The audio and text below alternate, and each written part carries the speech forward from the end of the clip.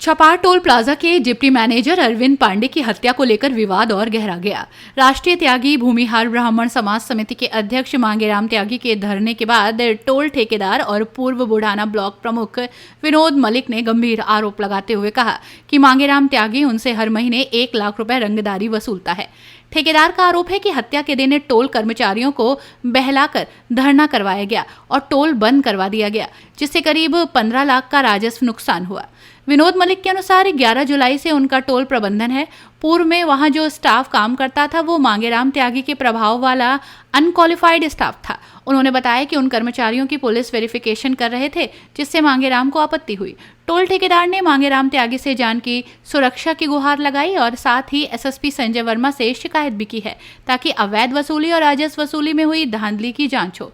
मामले की शिकायत के बाद मामले को गंभीरता से लेते हुए जिलाधिकारी ने ठेकेदार विनोद मलिक की रिपोर्ट पर कार्रवाई की मांग की। यदि जांच में आरोप सिद्ध होते हैं तो हत्या, रंगदारी और सरकारी राजस्व हानि के लिए कानूनी और आपराधिक कार्रवाई की जाएगी। इस कलह ने टोल प्रबंधन और स्थानीय राजनीतिक प्रभाव के मुद्दे को उभारा है, जिससे प्रशासन दबाव में है। प्रमुख साहब, आज यहाँ जो मांगेराम त्यागी जी हैं उन्होंने भी एक प्रदर्शन किया आपके खिलाफ, बहुत सारे गंभीर आरोप लगाए हैं। किस तरह देखे?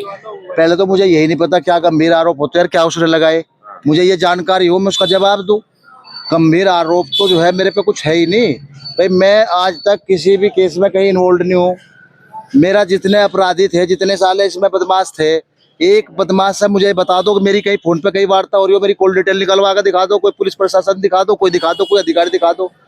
तो जो वो आरोप लगा रहा है बिल्कुल निराधार है। जो मेरा तो एक परिवार है। आप टोल कर्मचारी मेरा एक परिवार होता है। न तो मैं ब्राह्मण से मतलब है, न मेरा सैनी से मतलब है, न मेरा गुज्जर से मतलब है, न मेरा जाट से मतलब है, न मेरा किसी दूसरी जाति से मतलब है, न किसी ऐसी से मतलब है। मेरा सारा परिवार है, सारी जाति मेरी एक है और मैं एक मानता हूँ। आप पे ये जो टोल है ये कब से आया? मेरे पास आया ये 11 जुलाई से। 11 जुलाई से मैं इस टोल का संचालन किया और जब से मैंने संचालन किया, इसके जो कर्मचारी जो इसमें पहले से लगे हुए थे वे सारे लोकल थे। और इन लोगों का जैसे त्यागी जी जो है, मांगेराम त्यागी जी, इसके प्रभाव के लोग थे सब। इन्होंने लगा रखे थे। अनक्वालिफाइड लोग हैं। कुछ लोग ऐसे हैं जो क्रिमिनल नेचर के भी हैं। अरे हम उनकी जांच करा रहे तो इसमें इसे क्या दिक्कत होगी? जांच भी कराएंगे, जो क्वालिफाइड होंगे उन्हें रखेंगे, जो अनक्वालिफाइड होंगे उन्हें बाहर करेंगे। उस पे से ऑब्जेक्शन है। एक तो ये ऑब्जेक्शन है। इस बात पे भी से ऑब्जेक्शन नहीं, ऑब्जेक्शन इस बात पे है अगर इसके मैं 1 लाख रुपए महीना बांध दूं तो ऑब्जेक्शन खत्म हो जाएगा। क्योंकि पहले भी जो है यहाँ पर कुछ लोगों ने ऐसी परंपरा चला रखी थी, मेरे से पूर्व में ये लोग लेते थे और वो इनको आदत है।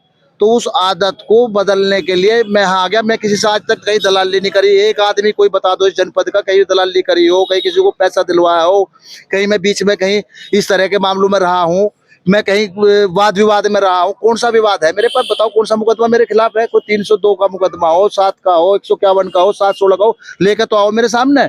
और मैं कह रहा हूँ मांगेराम त्यागी पे इतने मुकदमे हैं, दुनिया भर के मुकदमे हैं। आप जांच तो कर लो। LIU वाले जांच कर ले, जिलाधिकारी महोदय जांच करा ले, SSP साहब जांच करा ले। मेरे पे तो कोई आरोप है ही नहीं। और जितने बदमाश है जो मेरे गांव के बता रहा बार बार, इनके गांव के, अरे गांव के कोई आया होगा, मेरे परिवार का एक आदमी हो जब बता दे। अगर कोई गांव का भी आ गया होगा तो उसका मैनेजर का काम है वहां भर्ती करने का। और मैनेजर को अगर मैं फोन करके कहा हो, एक मैनेजर से पूछ लो, जांच तो करो किसी बात की। वैसे ही बोलना शुरू कर दिया किसी पर आरोप लगाने से पहले। हाँ, मेरे पे दबाव, ये तो आपको क्लियर हो गया कि मेरे पे दबाव बनाया जा रहा है। दबाव बना करके इनका पैसा बन जाए टोल से, वो बंधेगा नहीं। टोल चले ना चले, टोल चलेगा कानून से। कानून व्यवस्था है जो एज पर एग्रीमेंट है। मैं पहले भी कहा, आज भी कह रहा हूँ, जो मेरे बीच में सरकार का जो एग्रीमेंट है उससे टोल चलेगा। मैं किसी को एक पैसे का कमीशन नहीं दूंगा, ना फिरौती दूंगा, ना कुछ दूंगा। मांगेराम त्यागी ने आरोप लगाया कि JMG से भी जो है एक गुहार लगाई है कि आपको पार्टी से निकाला जाए, गुंडों के साथ। ये तो जैन जी से गुहार लगाई है, चौधरी साहब से मेरे लिए गुहार लगाई है। ये तो पहले संजीव बालियान के लिए गुहार लगा चुका। ये तो माननीय कपिल देव जो भारत सरकार में, उत्तर प्रदेश सरकार में मंत्री, उनको टॉर्चर। ये तो सारे को, सब लोगों के खिलाफ बयानबाजी करता है, सबको पार्टी से निकलवा देगा।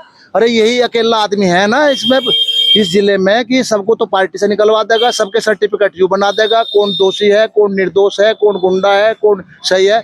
जो आदमी खुद अपने आप में गुंडा है, बदमाश है, बदमाशी से पैसा वसूलता है और जो है कई मुकदमे आपराधिक इतिहास है, तो वो आदमी किसके लिए क्यों ऐसा क्यों बोल रहा समझ में नहीं आ रहा। मांगेराम त्यागी का एक आरोप हो रहा है, उन्होंने कहा कि आपने ही जो टोल जिन्होंने मारा उन्होंने इसकी एफआईआर दर्ज कराई। वो कह रहे हैं कि इसके परिवार वालों के नाम से एफआईआर होनी चाहिए। आप एक बात बता दीजिए, जो आदमी वहां मौके पे थे, जो उस रूम में दोनों मैनेजर सोए हुए थे, उसी रूम में घटना हुई, और जो है जब घटना हुई, घटना की सूचना कौन देगा? उसके परिवार वाले थे क्या वहाँ?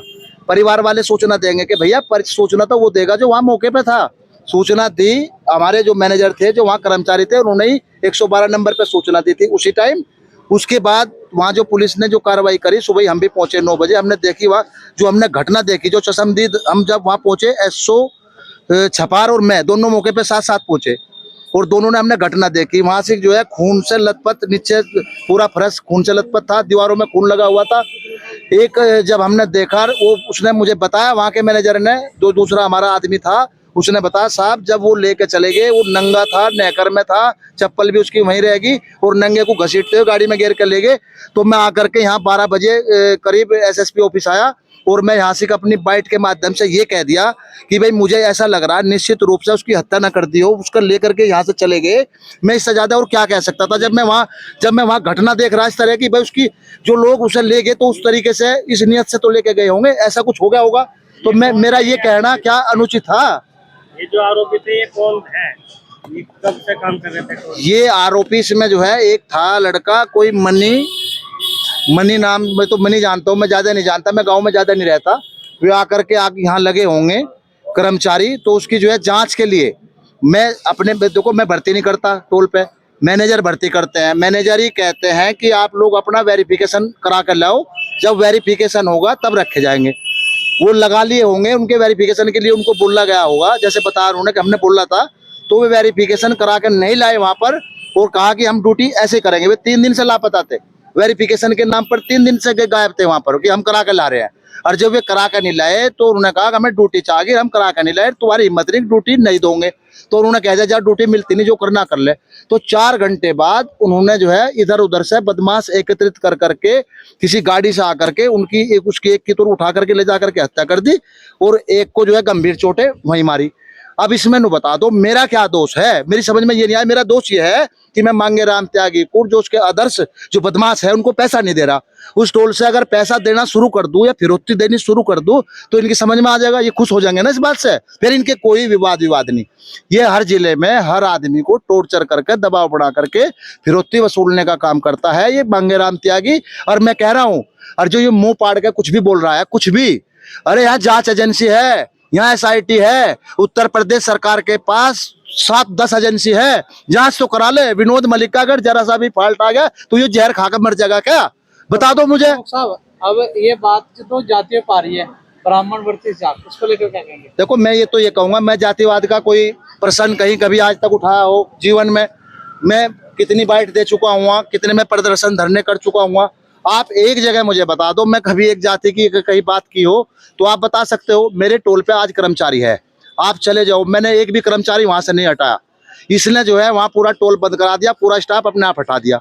इसके कहने से पूरा स्टाफ हट गया, क्योंकि इसने रख रखा था पहले उसमें जो पहली कंपनी थी वहां पर, तो इन्हें पूरा हटा दिया, सारा प्रभावित हो गया। 15 लाख रुपए का एक दिन में लॉस हुआ, और जो वो लॉस हुआ तो फिर हमें व्यवस्था तो करनी थी। हमने कुछ अदर्स टोल से अपना प्रशिक्षित स्टाफ मंगाया, कुछ लोकल से वहीं से भर्ती कर करके उसको एडजस्ट कर करके टोल स्टार्ट कराया। तो इसमें क्या कर दिया हमने, क्या गुनाह कर दिया? उन कर्मचारियों को हम अब कैसे रखें? वो अब दबाव बना जा रहा है, उन कर्मचारियों को भी रखो। वे कर्मचारी प्रशिक्षित नहीं आए, वे कर्मचारी वेरिफिकेशन करा कर नहीं लाए, अब उन्हें कैसे रखूं मैं? ये दबाव मेरे ऊपर है, और प्रशासन इस बात को समझने के लिए तैयार नहीं। प्रशासन इस बात को अगर समझ जा तो इसके खिलाफ ठोक करके मुकदमा क्यों नहीं लिखता? जब तक इसके खिलाफ मुकदमा नहीं लिखा जाएगा तब तक यहाँ की कानून व्यवस्था ठीक ये नहीं होने देगा, मैं दावे से कह सकता हूँ। अपनी राय हमें कमेंट में ज़रूर बताएं, और ऐसे ही लेटेस्ट अपडेट्स के लिए हमारे चैनल रॉयल बुलेटिन को लाइक, शेयर और सब्सक्राइब करना ना भूलें।